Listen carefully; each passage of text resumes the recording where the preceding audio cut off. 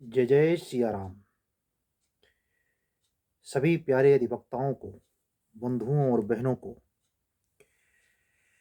नौ वर्ष की एक बार फिर ढेर सारी शुभकामनाएं। 2 दिन के अंतराल के बाद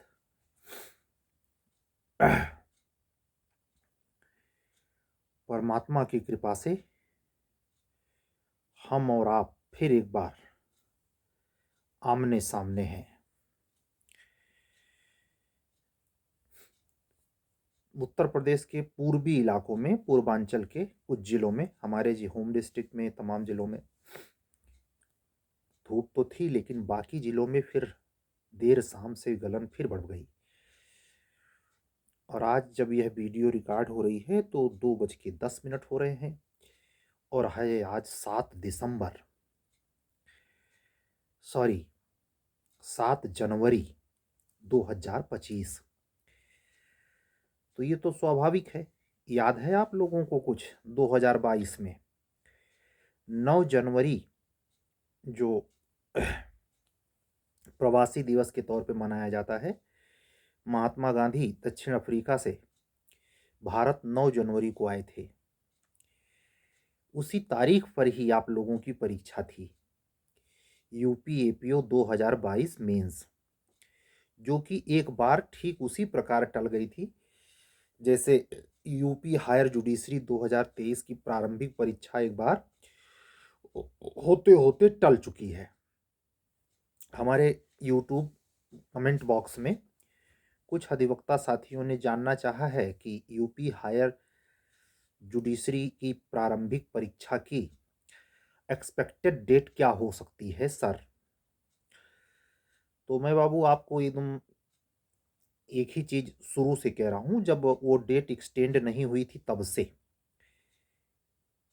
कुंभ के बाद ही, यहां तक कि मेरा आंतरिक विश्वास कहता है कि आपको ये नोटिस जो हाई कोर्ट ने 13 अक्टूबर को रिलीज किया था कि परीक्षा 8 दिसंबर को होगी, वैसी नोटिस आपको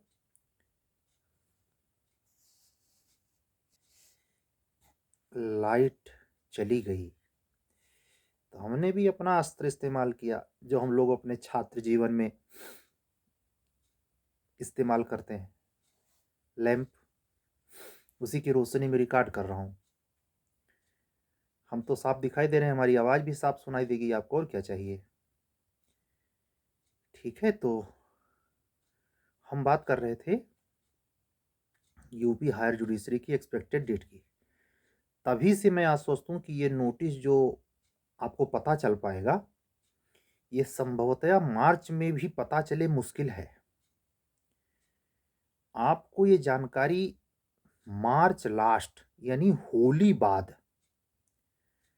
मेरा अनुमान होली बाद है, उसके पहले नहीं। और अगर ये एकदम स्पष्ट जानना चाहते हैं कि कब तक, तो अप्रैल लास्ट या मई में आपका प्रीलिम्स हो सकता है। गारंटी नहीं है। मैं अपने सभी अधिवक्ता साथियों से ये अपेक्षा करूंगा कि इसको सिर्फ एक कयास ही समझें, और ये कयास उसी बच्चे के कमेंट का जवाब है। एक छोटी सी वैकेंसी आई है रेलवे में, आज से ही फॉर्म भरा जाएगा। उसमें है मुख्य विधि सहायक रेलवे में, और 35 वर्ष की अगर आपकी एज है, जनरल कैंडिडेट है, तो आप भर सकते हैं। उसमें लोक अभियोजक का भी पद है, उसमें 2 चांस है। तो अगर आप लोगों ने उसे, जहाँ तक जो भी जागरूक हैं उनको पता होगा, आप उसमें इस बीच में, जैसे छत्तीसगढ़ जूनियर डिवीजन की भर्ती आई है, लोग फार्म भर रहे हैं। हम आप सभी से कहना चाहेंगे, ये फॉर्म भरिए, जाना ना जाना बाद की स्थितियों पर निर्भर करेगा। फॉर्म भरने से चूकना नहीं। कई बार ऐसा स्थिति परिस्थिति बदल जाती है, और एग्जाम के समय में तो आप देखती हैं इसका बहुत अनगिनत ये धक्का पलट चलता है। अब यूपी के बारे में आपने ऐसा सोचा था, और आप लोग से मैं कह रहा हूं, और आप लोग हमसे कह सकते हैं सर आपने अपने बारे में सोचा था एचजीएस के बारे में। भाई ये जो वैकेंसी 23 करके आई है ये 22 करके आनी चाहिए थी और अब तक भरी जानी चाहिए थी, लेकिन 23 करके आई है और लग रहा है ये 26 लगी जाएगा तब जाके कहीं ये फाइनल शायद हो। मैं शब्द शायद लगा रहा हूं, ठीक है। तो कल को किसने देखा, इसलिए होशियारी करनी चाहिए थोड़ा। ये तैयारी में जो नई ला आ गई है, आप जान ही रहे हैं कि उसमें गहराई से पढ़ने की ज़रूरत है, साधारण ढंग से नहीं काम चलेगा। और उत्तर प्रदेश का रेगुलेशन भी है, नई ला के संदर्भ में उत्तर प्रदेश की नियमावली है। आप जो अद्यतन संशोधन है, करेंट अमेंडमेंट, उस पर बड़ी पैनी निगाह रखें।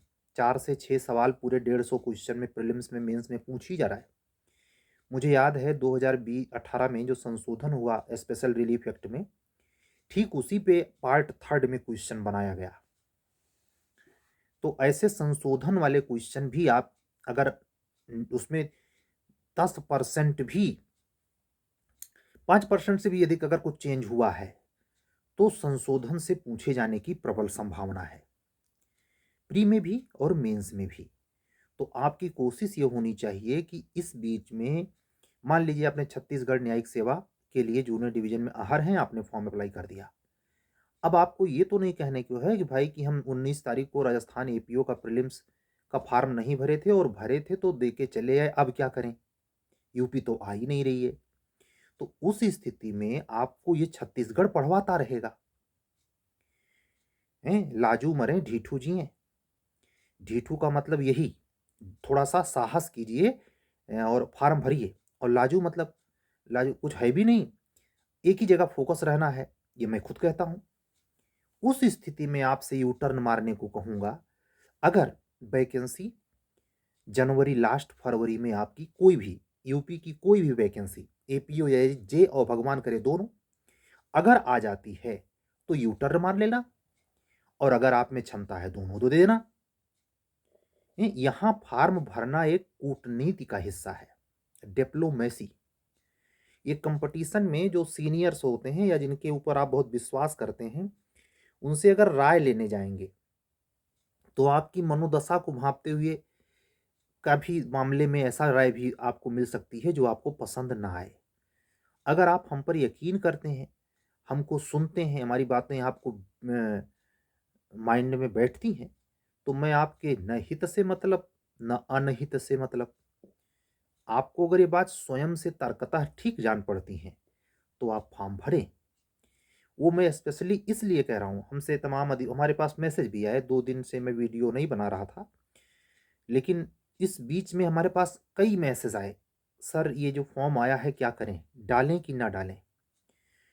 मैं हर स्टूडेंट को, चाहे वो एडवोकेट सिस्टर हो या ब्रदर, सबको हमने कहा नहीं फॉर्म अप्लाई करिए, खाली समय अगर कहीं लंबा खींचा तो आपके लिए तैयारी बिल्कुल खंडित अवस्था में आ जाएगी। कैसे इसको समझ सकते हैं, आप सोचें, जब अगस्त 2023 में ये शोर मचा कि 23 के लास्ट तक निश्चित 218 पद और एपीओ भी आ जाएगी, तब से बच्चे इंतजार कर रहे, 3-4 महीना उधर और 2024 पूरा 1.5 साल हो गया है। तो अगर कहीं ऐसे ये कंटिन्यूअस जारी रहा तो भाई कोई क्या कर सकता है। हम लोग जाके कमीशन से लड़ाई झगड़ा कर सकते हैं, लड़ाई झगड़ा करके वैकेंसी ला पाएंगे।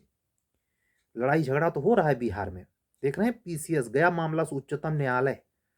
बिहार में जो पीसीएस का एग्जाम है, बच्चे मांग कर रहे हैं कि पूरी परीक्षा रद्द की जाए सिवाय एक सेंटर के। देखिए माननीय उच्चतम न्यायालय क्या निर्णय देता है। तो ये घमासान तो होना नहीं है, इसलिए सूझबूझ से जो आपके पास वैकल्पिक हैं, जैसे रेलवे की ये है, आप इसमें डालेंगे तो आप स्वभावतः एक पेपर होता है 110 नंबर का, उसके लिए पढ़ेंगे। और अगर आप छत्तीसगढ़ डाल देते हैं तो ना कुछ पढ़ें, हम कहते हैं वहां प्री में ही सिलेक्शन ना हो, लेकिन उसी के दबाव में आप नई ला तो पढ़ेंगे। और उस ढंग से नहीं, लबर लबर वाला, ना ना ना, बिल्कुल सीरियसली आपसे तमाम ऐसे बदलावों पर तुलनात्मक सवाल पूछे जा सकते हैं। पहले की व्यवस्था क्या थी बताइए? अच्छा बताइए क्या परिवर्तन हुआ है? हुँ? और जो बिल्कुल नया चीज़ इंट्रोड्यूस हुआ है, जैसे आप जान रहे हैं कि कितना बड़ा ये मॉब लंचिंग, कितना बड़ा मैटर था 2000 वो कोरोना काल में। भीड़, समूह में हत्याएँ हो रही हैं। सुप्रीम कोर्ट लगातार कहता रहा उसको किस सेक्शन में इंट्रोड्यूस किया गया है। मॉब लिंचिंग से कम 5 मशहूर केस आपके होने चाहिए तैयार, हैं? इंटरव्यू हो, मेंस हो, जुबान पे होना चाहिए। ऐसे ही संगठित अपराध के बारे में जो 2 प्रकार के कॉन्सेप्ट हैं, कुछ को संगठित, कुछ को असंगठित अपराध की श्रेणी में रखा गया है। ये दोनों के बारे में आपकी स्पष्ट कॉन्सेप्चुअल व्याख्या जुबान पर होनी चाहिए। भारतीय नागरिक सुरक्षा संहिता तो मैं स्वयं पढ़ा ही रहा हूँ और इस बीच में जब से नया साल लगा, करीब 5 दिन से बिल्कुल सब ठप है।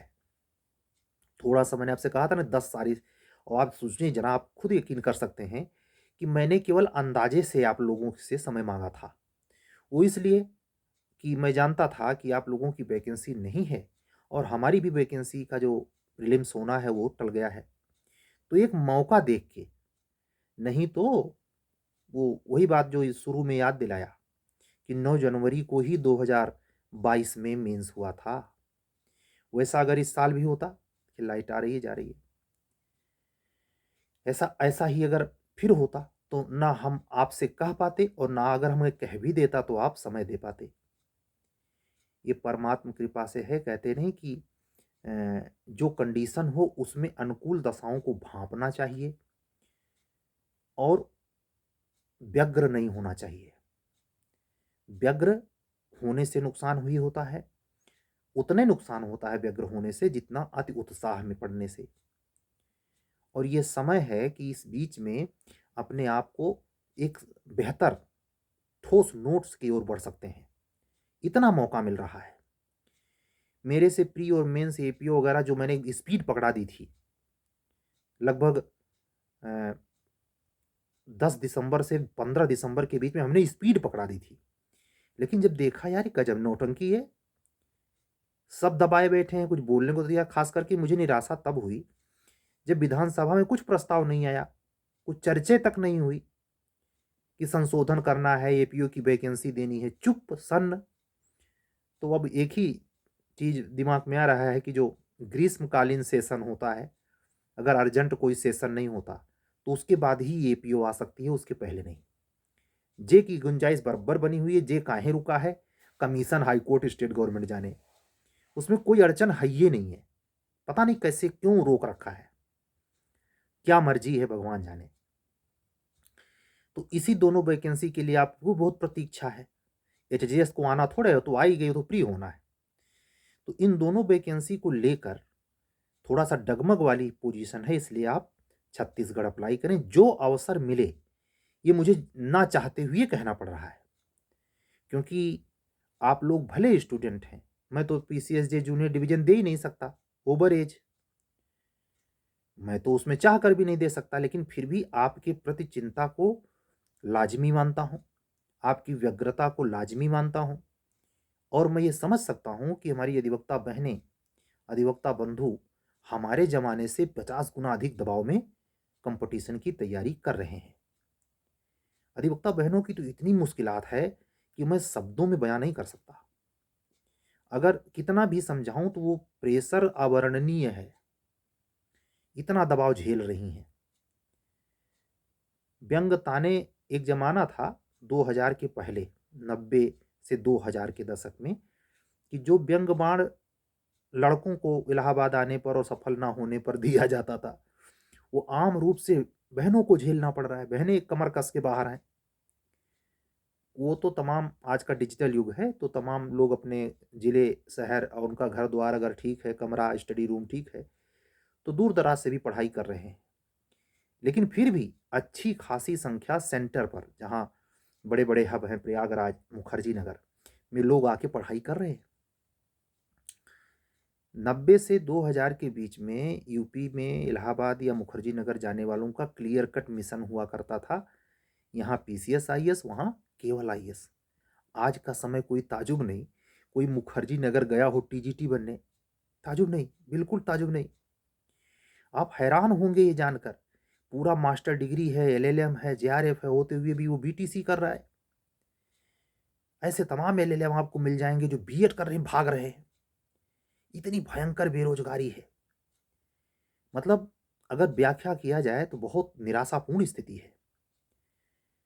और ये साफ दिखाई देता है, अब आप लोग सहमत होंगे हमारी इस बात से, कि गवर्नमेंट का इरादा बिल्कुल बिहार स्टेट गवर्नमेंट की तरह यूपी गवर्नमेंट का भी इरादा साफ नजर आता है कि 2027 के इलेक्शन को महिमा मंडित करने के लिए सारी वैकेंसी को भरने का जो मोड है 2027 के निकट आने पर है, यानी 2026 को लपेटे में लेने का इरादा है। 2026 लपेटे में कब आएगा? जब 2025 के लास्ट में वैकेंसी भरनी शुरू की जाए। यहां तो गजट काहे कर देगा पहले भाई, यही सब समझ में आता है गोलमाल। आप लोग पूरे तन्मयता से ये मौका मानते हुए, निराशा के साथ नहीं, ये मौका मानते हुए, भगवान हनुमान जी के प्रति अगर आपकी अनूठी श्रद्धा है और आप मेहनती हैं, तो दो चीज पर नियंत्रण करके आप लालसा में लालच में आकर और बेमतलब का निराशा में पड़कर आप समय को भुनाएंगे। हम आप सभी से कह रहे हैं, डेट का पता करना, बीच में कोई अगर नई वैकेंसी आती है तो तुरंत मैं आऊँगा। यहाँ तक कि वादा करता हूँ, अगर तबीयत भी गड़बड़ रही, मैं स्वयं लाइव नहीं आया तो स्क्रीन रिकॉर्डर के माध्यम से आपको इन्फॉर्मेशन मिलेगी। और जैसे मौसम थोड़ा नॉर्मल हो जाएगा तो स्पीड में पकड़ाऊंगा। भगवान करे कि इस कड़की सर्दी में, इतनी बड़ी परेशानी में कोई एग्जाम यूपी नहीं ले रहा, तो राजस्थान ले रहा तो बच्चे देने जा रहे। लेकिन ये पॉजिटिव वे में इसे रखिए, इसको लेके बहुत तिल का ताड़ मत बनाइए। छोड़ देंगे, क्या पढ़ें, पढ़ाई व्यर्थ हो जाती है, अरे यार इतने इतने साल तक वैकेंसी नहीं भरती, उसके बाद भ्रष्टाचार हो जाता है, ये सब आपको पढ़ने नहीं देगा। और ये जो खाली समय वर्तमान का चला जा रहा है, ये सिर्फ रील देखने के काम आएगा, है ना। तो यही चीज हम हायर जुडिशरी के बच्चों से भी कहेंगे कि इतना विराट सिलेबस आपका है, 61 एक्ट, उसको पढ़ने के लिए अगर एक एक्ट एक दिन पढ़ें तो 2 महीना चाहिए, सोचिए जरा। तो लगभग ऐसा पढ़ने का समय भी दे दिया, ऐसा पढ़ने का समय दे दिया, अगर आज ही से जोड़ लें कि फरवरी मार्च में एग्जाम नहीं होने जा रहा, मान लीजिए फरवरी अब की बार 28 से की है, तो मार्चों में नहीं हो रहा, जनवरिया 90 दिन हुआ और 61 पेपर आपको पढ़ने हैं। यानी अगर आप ध्येय वाले इंसान हैं, अधिवक्ता बंधु बहन हैं, 35 साल के ऊपर होंगे तभी एचजीएस दे रहे होंगे, मैच्योरिटी है आप में, आप कोई भी काम बेतरतीब नहीं करते, अनुशासन विहीन नहीं है, क्रम को ध्यान में रखते हैं, कहाँ मैंने कल तक किया उसके आगे कंटिन्यू करने में विश्वास रखते हैं, तो आप इस बात को मानेंगे कि बेहतरीन से बेहतरीन मौका माननीय उच्च न्यायालय इलाहाबाद ने दिया है।